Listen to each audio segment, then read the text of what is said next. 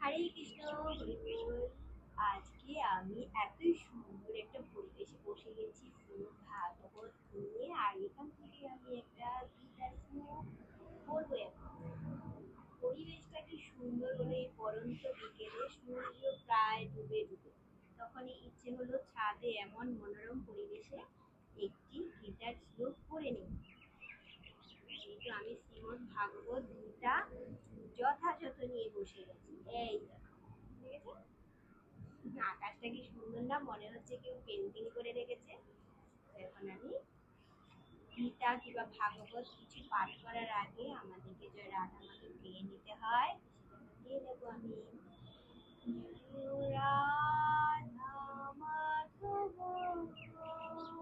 জয় কুঞ্জ বিহারী, গোপী জন বল্লভ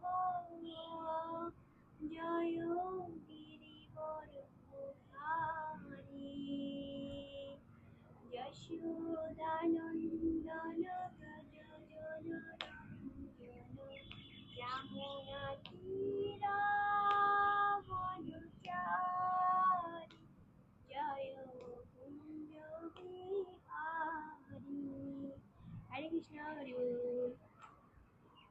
ওম নমো ভগবতে বাসুদেবায়, ওম নমো ভগবতে বাসুদেবায়, ওম নমো ভগবতে বাসুদেবায়। নারায়ণং নমস্কৃত্যং নরং চৈব নরোত্তমং দেবীং সরস্বতীং। শ্রীমদ্ ভাগবত গীতা যথাযথ জ্ঞান যোগ শ্লোক 17। কর্মণ এপি বুদ্ধব্যং বুদ্ধব্যং চ বিকর্মণঃ অকর্মণশ্চ বুদ্ধব্যং গহনা কর্মণা গতিঃ।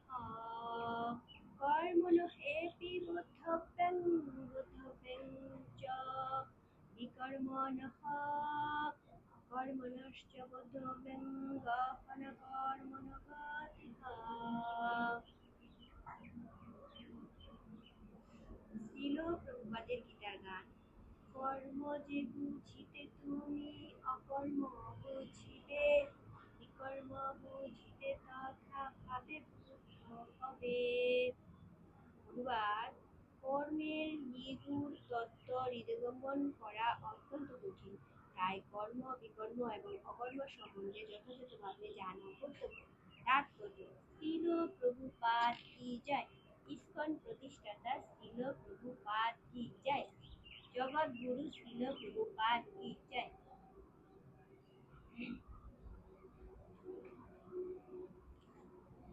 কেউ যদি সত্যি সত্যি জড়জগতের বন্ধন থেকে মুক্ত হতে চায়, তবে তাকে কর্ম, অকর্ম এবং বিকর্মের পার্থক্য নিরূপণ করতে হবে।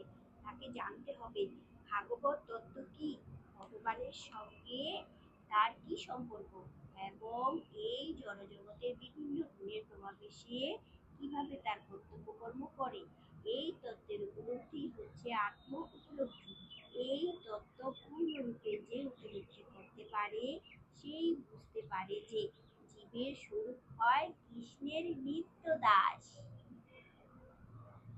তাই কৃষ্ণ ভাবনায় ভাবিত হয়ে ভগবানের সেবা করাই প্রতিটি জীবের পরম কর্তব্য। শুধু কর্তব্য নয়, পরম কর্তব্য। সমগ্র ভগবত গীতায় ভগবান আমাদের এই সিদ্ধান্ত অনুযায়ী শিক্ষাই দান করেছেন। সে চিন্তাধারা এবং সে কর্ম এই সিদ্ধান্তের বিরোধিতা করে, তাকে বিকর্ম অর্থাৎ নিষিদ্ধ কর্ম। এই তত্ত্ব জ্ঞান সম্পূর্ণরূপে উপলব্ধি করতে হলে মানুষকে কৃষ্ণ ভাবনাময় ভক্তের সঙ্গ করতে হয়, সাধু সঙ্গ করতে হয়, এবং তাদের কাছ থেকে এই জ্ঞানের যথার্থ মর্ম উপলব্ধি করতে হয়। ভগবত ভক্তের কাছ থেকে এই জ্ঞান আহরণ করা এবং ভগবানের কাছ থেকে তা আহরণ করার মধ্যে কোনো পার্থক্য নেই। এই পরম তত্ত্ব জ্ঞান এইভাবে সদ্গুরুর কাছ থেকে আহরণ না করলে বড় বড় বুদ্ধিমান মানুষেরা পর্যন্ত বিভ্রান্ত হয়ে পড়ে এবং এই জ্ঞানের যথার্থ মর্ম উপলব্ধি করতে পারে দেবায় গো ব্রাহ্মণোহিতায় জগদ্ধাত্রী কৃষ্ণ গোবিন্দায় নমো নমঃ। হরে কৃষ্ণ হরি বল। তো আমার একটা শ্লোক পড়া হয়ে গেল। আমি এবার তোমাদেরকে ফুল পরিবেশটা দেখাচ্ছি, চলো। কত সুন্দর একটা পরিবেশ। হ্যাঁ, চলো চলো চলো। আগে দেখো, সূর্য মামা চলে যাচ্ছে। সূর্যদেব টাটা। আকাশটা পুরো মনে হচ্ছে যে পেন্টিং করে রাখা হয়েছে। পুরো আকাশটা পেন্টিং, এখন মেঘ ছেয়েছে তো, কি সুন্দর না আকাশটা। হরে কৃষ্ণ হরে কৃষ্ণ কৃষ্ণ কৃষ্ণ হরে হরে হরে রাম রাম রাম হরে হরে। তো আমার গীতা তো হয়ে গেল।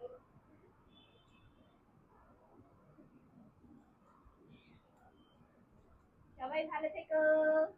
হরে কৃষ্ণ হরি বল। জয় জগন্নাথ। ও, জয় শ্রীকৃষ্ণ চৈতন্য প্রভু নিত্যানন্দ শ্রী অদ্বৈত গদাধর শিবাসাদি গৌর।